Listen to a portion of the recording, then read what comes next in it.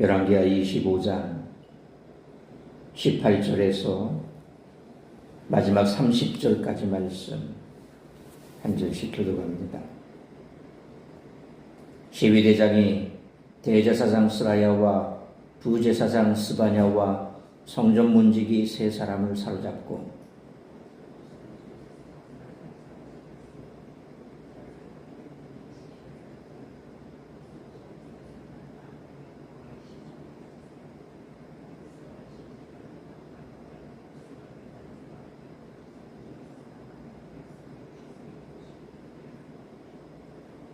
시위대장 느부사라단이 그들을 사로잡아 가지고 리블라 바벨론 왕에게 나아가매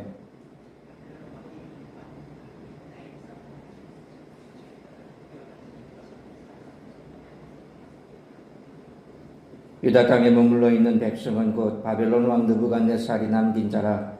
왕이 사반의 손자 아히감의 아들 그달리야가 관할하게 하였더라.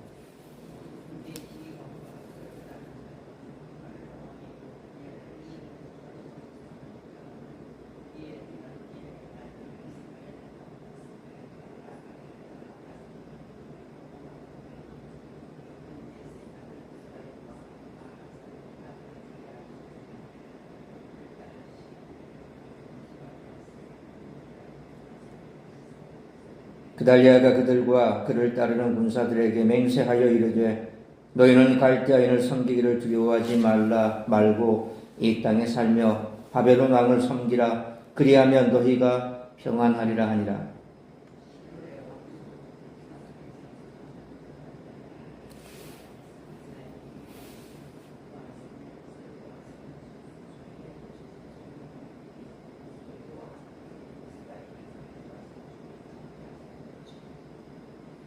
노선을 막론하고 백성과 군대 장관들이 다 일어나서 애굽으로 갔으니 이는 갈대아 사람을 두려워함이었더라.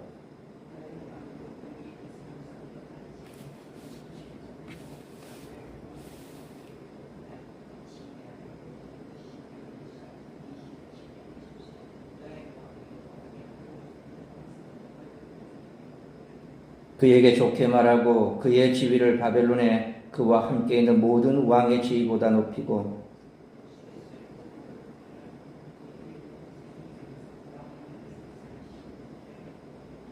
그가 쓸 것은 날마다 왕에게서 받는 양이 되었어서 종신토록 끊이지 아니하였더라. 아멘. 오늘 본문은 열왕기의 긴 이야기를 마무리하며 열왕기를 관통하는 하나의 대주제를 전합니다. 바로 하나님의 주권입니다. 열왕기의 모든 이야기는 하나님의 주권이라는 표현으로 요약할 수 있습니다. 나라가 세워지는 것도, 성전이 세워지는 것도, 그 과정에서 이스라엘이 복을 받는 것도, 이스라엘이 심판받는 것도, 마지막에 자그마한 회복의 소망을 남겨두는 것도 모두 하나님 주권 아래 있습니다. 특별히 오늘 본문은 두 가지 측면에서 다시 한번 하나님의 주권을 강조합니다. 첫째로 인간의 어떠한 노력, 계획, 책략과 상관없이 하나님은 계획하신 일들을 진행하신다는 것입니다.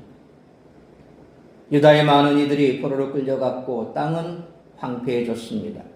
그러나 하나님은 주권적으로 그 땅에 사람들을 남겨두셨습니다.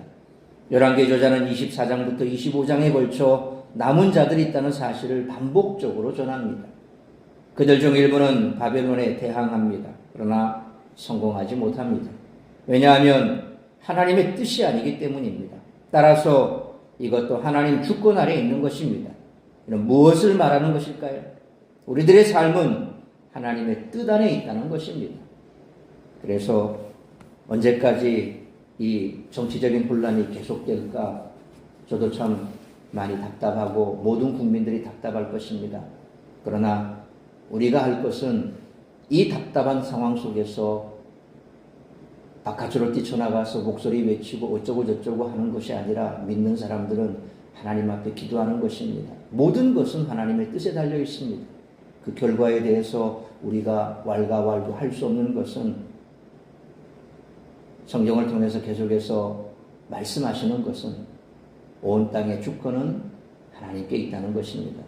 그렇기에 어떤 상황 속에서도 믿음의 사람들은 그 하나님의 주권을 인정하고 하나님 앞에 기도하는 것입니다. 평안의 때나 훈육의 때나 하나님의 뜻 안에 거하면 소망이 있는 줄 믿으시길 바랍니다. 둘째로 오늘 본문은 열왕기의 마지막 부분에 여호야긴이 옥에서 풀려난 일을 기록해 소망이 있음을 암시합니다. 언뜻 갑작스럽게 보이는 이 구호는 우리들이 이 기록을 가볍게 넘기면 안 된다는 것을 알려줍니다. 하나님은 다윗에게 하신 약속을 지키실 것입니다. 비록 많은 백성들이 포로로 잡혀갔고 또 잡혀갔어도 소망은 있다는 것이죠. 하나님이 주관하시는 훈육의 시간이 지나고 있습니까? 여러분의 삶이 고난 가운데 있습니까? 어떠한 상황과 어떠한 환경 속에서도 하나님은 당신의 백성을 포기하지 않으십니다. 하나님의 뜻은 정하신 시간이 지나야 한다는 것입니다. 다윗과의 약속은 지켜진다는 것입니다. 그렇다면 오늘 나를 향한 하나님의 뜻은 무엇인지 하나님께 여쭙는 귀한 시간 되시기를 축원합니다. 사람의 눈에는 하나님의 나라 유다 왕국이 완전히 사라졌습니다. 그러나 하나님의 섭리 안에서 과거 이스라엘이 애굽에서 번성했듯이 유다는 바벨론에서 다시 번성했고 포로된 백성들은 하나님의 백성으로 준비되고 있었습니다. 소망은 원수의 나라에서 피어나고 있었습니다. 따라서 이와 같은 오늘 본문의 말씀을 통해 우리들이 깨달아야 할 것은 첫째로 18절로 21절 말씀처럼 절망적인 때에도 하나님의 손길을 소망해야 한다는 것입니다. 고대 국가는 정치와 종교라는 두 축이 기초를 이루었습니다.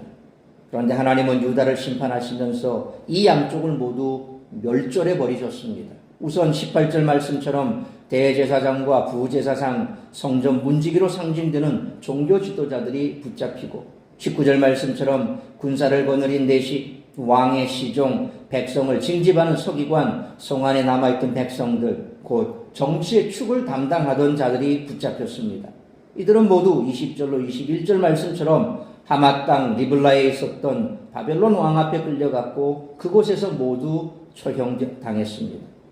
하나님은 이스라엘 역사 가운데 계속 그들이 돌아오기를 바라시며 선지자를 보내셨습니다. 그러나 그들이 돌아오지 않자 더 이상 왕국이라는 국가적 형태로 하나님의 백성을 유지하지 않기로 작정하신 것입니다. 이후 유다는 바벨론 포로에서 돌아와 주전 142년부터 63년까지 약 80년간 하스모니안 왕조를 건립했습니다. 그러나 하나님의 영광과는 관계가 없었고 그마저 로마에 의해 파괴되고 말았습니다. 그러므로 소망이 없어 보이는 상황에서도 하나님의 약속을 믿고 우리를 위해 새 역사를 일으키실 하나님을 소망하는 우리 모두가 되시기를 축원합니다. 두 번째로 22절로 26절 말씀처럼 사람으로 인해 소망을 가질 수 없다는 것입니다. 22절 말씀처럼 그달리아의 조부 서기관 사반과 아버지 아히감은 22장 12절 말씀처럼 요시야 때 개혁을 주도했던 사람들이었습니다. 그달리아는 유다를 말씀에 순종하는 백성이 정착할 땅으로 회복시킬 마지막 가능성이었습니다. 그달리아는 23절로 24절 말씀처럼 미스바에서 모든 군대 지휘관과 그를 따르는 자들에게 예레미야 27장 17절에 너희는 그들의 말을 듣지 말고 바벨론의 왕을 섬기라 그리하면 살리라 어찌하여 이 성을 황무지가 되게 하려느냐라는 말씀처럼 예레미야를 통해 선포된 하나님의 말씀대로 유다 땅에 머물며 바벨론 왕을 섬기면 전쟁이 없을 것이며 소망이 있으리라고 말합니다. 그러나 왕족 이스마엘은 다윗의 자손이 아닌 서기관의 아들 그달리아가 통치자가 되어 바벨론에 부역한다는 사실을 참을 수가 없었습니다. 결국 25절로 26절 말씀처럼 그달리아는 암살당하고 유다 백성들은 애굽으로 피했습니다. 이스라엘이 모세의 인도를 따라 출애굽하기 이전의 역사를 되돌린 셈입니다. 이처럼 인간의 혈통이나 물리적 영토는 하나님의 영광을 드러내는 수단이 아닙니다. 하나님은 백성의 순종을 통해 영광 받으십니다. 그러므로 사람으로 인해 소망을 가질 수 없으므로 시편 39편 7절에 주여 이제 내가 무엇을 바라리요 나의 소망은 주께 있나이다라는 말씀처럼 오직 주께만 소망을 두고 살아가는 우리 모두가 되시기를 축원합니다. 세 번째로 27절로 마지막 30절 말씀처럼 하나님은 가장 절망적인 상황 가운데 은혜를 베푸신다는 것입니다. 이 모든 절망적 상황은 오히려 하나님의 나라를 세우기 위한 소망의 기틀이었습니다. 18세에 바벨론에 끌려간 여호야긴은 27절 말씀처럼 바벨론에서 55세가 될 때까지 주전 597년부터 560년까지 37년의 옥살이를 견딤으로써 유다의 죄값을 치렀습니다. 그는 결국 28절로 30절 말씀처럼 바벨론에 의해 죄수의 의복을 벗고 왕의 앞에서 양식을 먹는 고위급 신하의 지위에 올랐습니다. 그리고 다시 세 번의 7년 곧 21년이 지난 주전 539년 바벨론은 페르시아에 의해 멸망당하고 맙니다. 여호야긴이 끌려온 지 61년째 되는 해이자 그 아버지 여호야김 4년 주전 605년에 있었던 1차 포로 후 69년째 되던 해인 주전 537년에 유다 백성들은 약속의 땅으로 돌아갈 수 있었습니다. 하나님은 죄값을 치른 당신의 백성을 다시 회복시키셨던 것입니다. 그러므로 언약에 신실하신 하나님은 가장 절망적인 상황 가운데 가장 놀라운 은혜를 베푸심으로 소망의 근원 되시는 하나님만 믿고 따르는 우리 모두가 되시기를 축원합니다. 사랑하는 성도 여러분, 하나님은 당신의 백성을 버리지 않습니다. 하나님께 징계를 받아도 끝까지 하나님의 백성이라는 정체성을 잃지 않으면 결국 하나님이 회복시키시고 높여주실 줄 믿으시길 바랍니다. 시편 42편 3절 말씀처럼 우리 주위에 내 하나님이 어디 있느냐는 비웃음의 소리가 가득해도 흔들리지 않는 믿음으로 하나님을 바라보면 하나님의 역사를 체험할 수 있을 줄 믿습니다. 그러므로 언약에 신실하신 하나님은 소망이 없어 보이는 가장 절망적인 상황 가운데 가장 놀라운 은혜를 베푸심으로 사람으로 인해 소망을 가지지 말고 소망의 근원이 되시는 하나님만 믿고 따르며 말씀에 순종하는 삶을 살아가는 우리 모두가 되시기를 주님의 이름으로 축원합니다. 기도하겠습니다. 살아계신 아버지 하나님, 은혜와 사랑을 감사합니다. 오늘도 이 새벽을 깨워 말씀으로 예배로 하루를 시작하게 하시니 감사합니다. 오늘 우리의 삶의 형편이 어떠하든지 하나님의 백성, 하나님께서 책임져 주시고 하나님의 절대 주권의 은혜 가운데 가장 절망적이고 가장 힘든 상황, 그래서 그 어떤 소망의 빛도 보이지 않는 상황 가운데 우리가 하나님만을 붙들고 나아간다면 소망 되신 하나님께서 우리에게 소망을 허락해 주실 줄 믿습니다. 은혜를 베풀어 주실 줄 믿습니다. 오늘 이 아침 우리의 삶을 돌아보며 혹여 지금 절망의 상황에 처해 있거나 아무런 소망의 빛도 없는 그런 상황에 있다 할지라도 말씀 붙들고 하나님만을 바라보며 나아갈 수 있기를 원합니다. 인간은 소망이 되지 못합니다. 내 눈에 보이고 내 귀에 들려지는 그 사람의 소리와 그 사람이 나를 구원해 줄 수 있는 것처럼 보이지만 결국 인간은 우리에게 소망이 될 수 없습니다. 그러므로 온전한 소망이 되시는 하나님만을 바라보며 하나님 앞에 기도하며 나아갈 때에 하나님의 시간에 하나님의 때에 하나님의 방법대로 우리에게 역사해 주실 줄 믿습니다.